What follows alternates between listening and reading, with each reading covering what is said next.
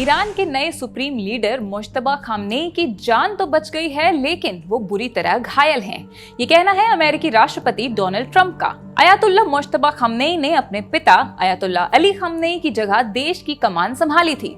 हालांकि युद्ध शुरू होने के बाद से ही वो दिखाई नहीं पड़े हैं, इसलिए ये शक कायम है कि वो मोर्चा संभालने की हालत में हैं भी या नहीं। ईरान पर 28 फरवरी को हुई एयर स्ट्राइक में अयातुल्लाह अली खामनेई की मौत हो गई थी। ट्रंप से फॉक्स न्यूज रेडियो में इंटरव्यू के दौरान पूछा गया था कि क्या उन्हें लगता है कि देश के नए सुप्रीम लीडर मुश्तबा जिंदा हैं? इसके जवाब में ट्रंप ने कहा कि उन्हें लगता है कि वो बुरी तरह घायल हैं लेकिन जिंदा हैं। अंग्रेजी अखबार द सन की रिपोर्ट के मुताबिक मुश्तबा कोमा में हैं। रिपोर्ट में यह भी दावा किया गया है कि हमले में उन्होंने अपना एक पैर खो दिया है। उनके पेट और लिवर में भी गंभीर चोटें आई हैं। अखबार के मुताबिक तेहरान के अस्पताल में भारी सिक्योरिटी में उनका इलाज चल रहा है। इंडिया टुडे की रिपोर्ट में ईरानी अधिकारियों के हवाले से दावा किया गया है कि मुश्तबा घायल तो हुए थे, लेकिन अब सुरक्षित हैं। उनकी सेहत में सुधार भी हो रहा है।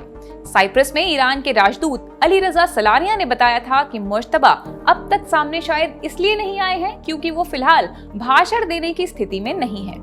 ट्रंप पहले ही इस युद्ध में अपनी जीत का ऐलान कर चुके हैं। उन्होंने कहा था कि जंग शुरू होने के कुछ ही घंटे में ईरान की हार पक्की हो गई थी, लेकिन सेना अपना मिशन पूरा करके ही मानेगी। वहीं ईरान के अंदर मशीनरी ये साबित करने की कवायद में जुटी है कि देश में लीडरशिप में कोई गैप नहीं है। हाल ही में खामनेई की ओर से एक स्टेटमेंट भी सरकारी टेलीविजन पर पढ़ा गया था। इसमें खामनेई ने चेतावनी दी थी कि युद्ध में मारे गए लोगों की मौत का इंतकाम लिया जाएगा। साथ ही ये भी धमकी दी थी कि क्षेत्र में अमेरिकी सेना के बेसिस को बंद कर दिया जाए, वरना उनको निशाना बनाया जाएगा। वो यहीं नहीं रुके, ये तक कह डाला कि इस युद्ध का मुआवजा भी वसूला जाएगा और अगर उनकी मांगे पूरी नहीं हुई तो विदेशी एसेट्स को कब्जा कर लिया जाएगा। उधर 12 मार्च को इजरायली सेना ने दावा किया कि उसने ईरान की न्यूक्लियर फैसिलिटी पर हमला किया है। द टाइम्स ऑफ इजराइल ने सेना के हवाले से बताया था कि पिछले कुछ दिन में पर्चिन स्थित मिलिट्री कॉम्प्लेक्स पर कई एयर स्ट्राइक्स की गई थीं। उन्हीं में वहां स्थित तलेगान फैसिलिटी को भी नुकसान पहुंचा है।